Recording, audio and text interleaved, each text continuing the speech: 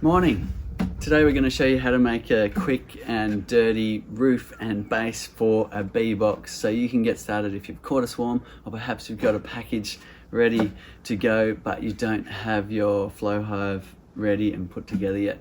So first of all, we're going to run through what's important for the bees, and then we're going to run through how you can create that with various different materials from around the place. So first thing that's important is the bees need to have frames. Now you will need frames like this because you need to keep the bees organized so that you can inspect those frames later.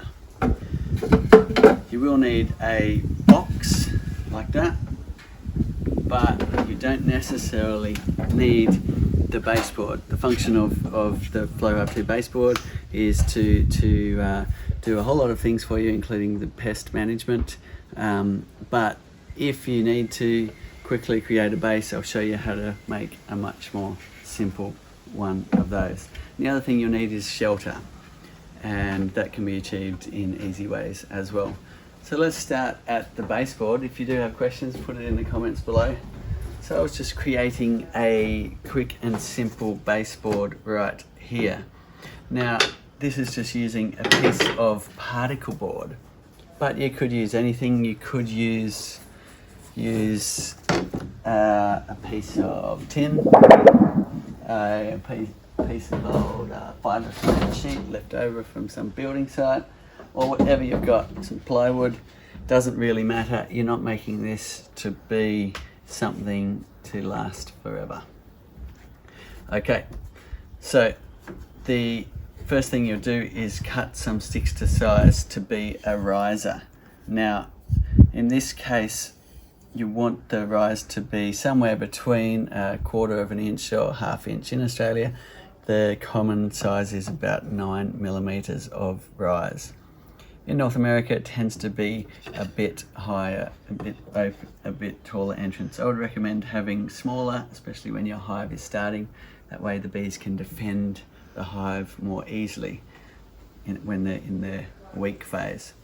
So all I've done is I've cut some sticks to size and put them around the edge, leaving one side open. If you've got questions, put them in the comments and we'll get to answering those.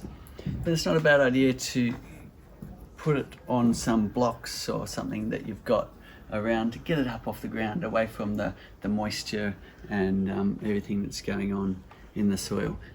That base will last longer. Your bees will be happy to be a little bit elevated off the ground.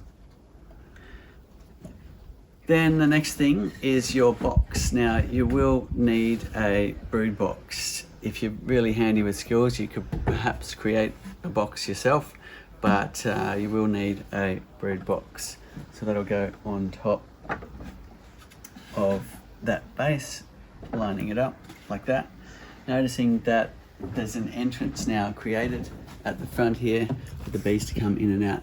Doesn't necessarily have to have a landing board. A landing board is something that humans have decided that bees need because we think that it might be more efficient for them to have a board to land on, and some tests show that that is the case. But bees are very adaptive and they'll go through the tiniest little hole, a crack in the wall, a big long tunnel, whatever. It doesn't really matter, they'll find their way in.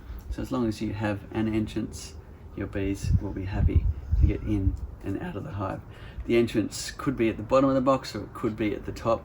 It doesn't matter in this case. So the next thing you'll need to do is your frames. Now you need to put together your frames so your bees can get organized and put their comb on this comb guide. And it's important to have all your frames. What happens if you don't put any frames or leave some frames out of the box? The bees will build random comb in any which way in here, turn into a great big mess. You'll need to cut that out and rubber band it into frames later. Try and avoid that. If you were catching a swarm in a cardboard box, for instance, you want to leave them in there for no more than half a day because they will build comb very quickly in an open space. So sometimes the cardboard box is all you've got, but that is a very temporary home for bees. You do need a box with frames. So you'll need to put all your frames in. In this case, it's an 8 frame Langstroth box, so we'll need 8 frames in the box like this with the space either side. So any space left over, put on either side, press the frames together. If you've caught a swarm, they will be building comb very quickly. And if you've got gaps like that, then the bees will build all sorts of wonky comb, and that'll be hard to clean up later. Make sure your frames are pushed together. Then the next thing we need is a roof, just to keep some shelter and some shade on your bees. So you could create that in a myriad of different ways. The flowhive roof has an inner cover and then another gabled roof on top of that, but you don't need that to get started. You could use anything you like. You could use a piece of this hardy, this is a fibre cement sheet. You could put that simply on top like that, put a brick on top, and away they go. And that will suffice as a home for your bees and a place they can start building their comb on those frames as they get started. If you've got a lot of sun on your hive and it's hot, then you may want to put another layer on top of that. You could use an old piece of roofing iron or anything you've got on top, and that would provide some more shade and insulation for your bees. If you haven't got those materials around, then you could even use things like that core flute or old real estate kind of sign material. You could use something like this, even for the base and for the roof. Now, all you do would be to cut this to size. If you've got questions, put it in the comments below and we'll get to answering those. So, all you do is cut this, and that simply goes on top of your box like that and would become your roof. That's not particularly a great roof. If you put a brick on top, then it will bend in and touch the frames and create kind of a space for hive beetles and whatnot to be in that area.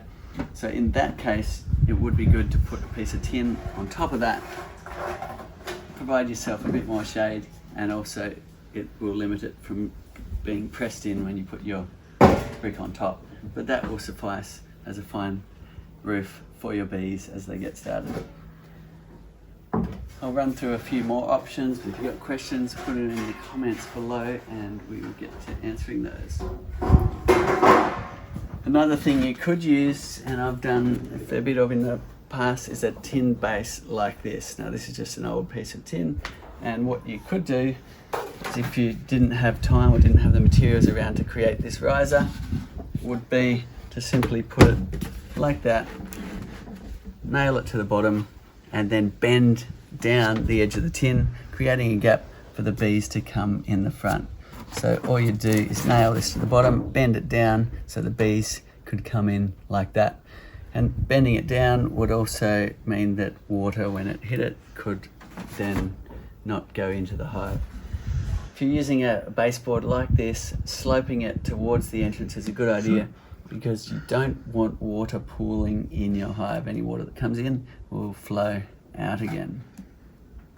So there's a few tips and tricks on how to create a easy baseboard and also an easy roof for your brood box to get started.